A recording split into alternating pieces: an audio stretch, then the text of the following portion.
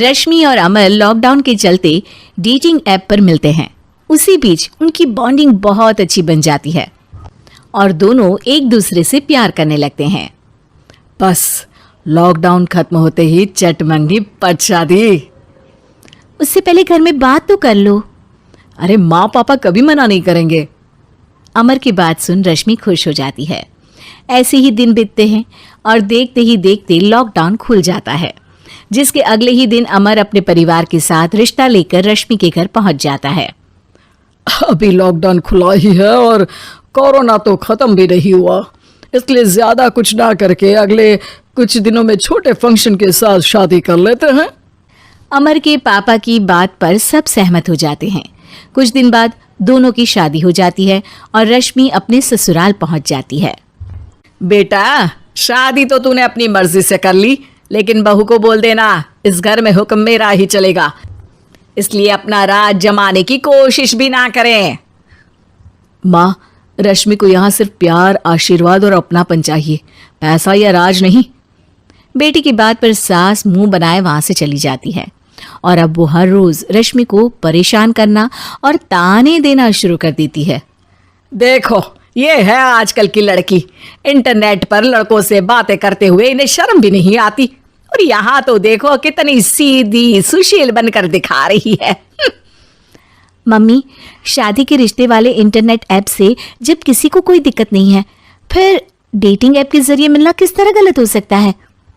रश्मि के dating app वाली बात सुन उसकी हैरान सास तुरंत तुनक कर पूरे घर को सिर पर उठा लेती है, जिसकी आवाज सुन अमर और उसके पापा भी वहां आ जाते हैं। हाय मेरी माता, इतना बड़ा झूठ! डेटिंग ऐप को इंटरनेट के जरिए मिली है बोलकर इस कलमुही को मेरे सर ला बिठा दिया। अरे नास पिटी, तुझे जरा भी शर्म नहीं आई? वहां न जाने कितने लड़कों से गुलू गुलू करके तुझे मेरा ही लड़का मिला था फंसाने के लिए। मां, मुझे तो समझ नहीं आ रहा क्या बोले जा रही हो। डेटिंग ऐप इस्तेमाल करना कोई अपराध नहीं है, और तुम रश्मि को ऐसा कैसे बोल सकती हो? मैं भी तो था उस ऐप पर। पहले उसके लिए माँ से झूठ बोला और अब लड़ाई कर रहा है। सास और अमर की बात सुनकर रश्मि हैरान खड़ी रहती है। अमर, तुमने घर में झूठ क्यों बोला? ये सब देख रही हो ना, इसी की वजह से झूठ बोलना पड़ा। एक तरफ अमर और रश्मि की ये बात चल रही होती है, वहीं दूसरी तरफ सास का नॉन स्टॉप क्लेश सबको परेशान कर देता है। सब एकदम चुप, जो हुआ सो हुआ, अब मुझे कुछ ना सुनाई दे। पति की बात सुन सास चुप होकर वहां से चली जाती है, लेकिन अब वो रश्मि के सिर दुनिया भर के सारे काम डालकर उसका जीना पहले से भी ज्यादा मुश्किल कर देती है।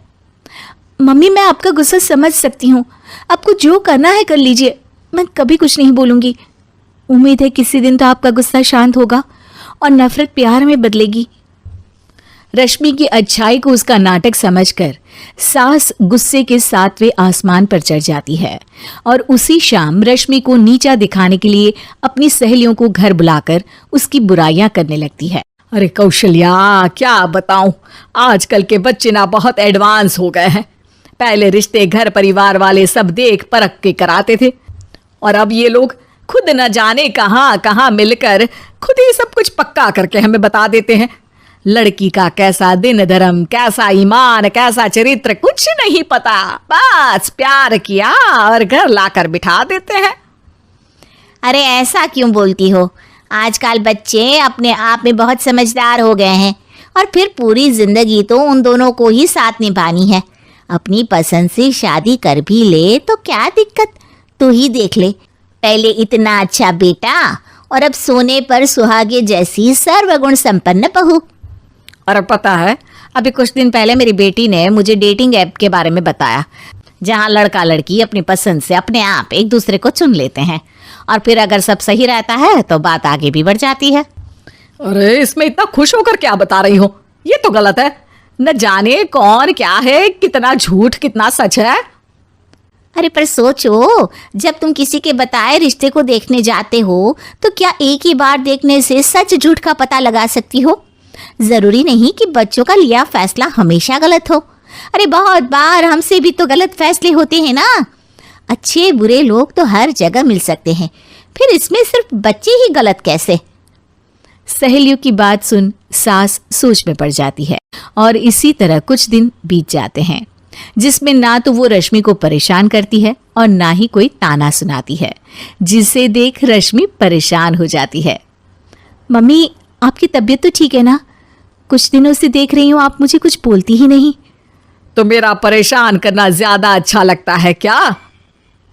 नहीं, आपकी शांति उससे ज्यादा परेशान कर रही है। शांति इसलिए है क्योंकि मुझे एहसास हो गया है कि गलत तुम लोग नहीं, मेरी सोच है। प्यार तो एक सुंदर एहसास और शादी खूबसूरत साथ है। अगर ये साथ सच्चा है तो कहीं पर भी किसी भी तरह जुड़ा हो उससे कोई फर्क नहीं पड़ता। आप कौन है? इतनी अच्छी बातें मेरी पत्नी तो नहीं बोल सकती।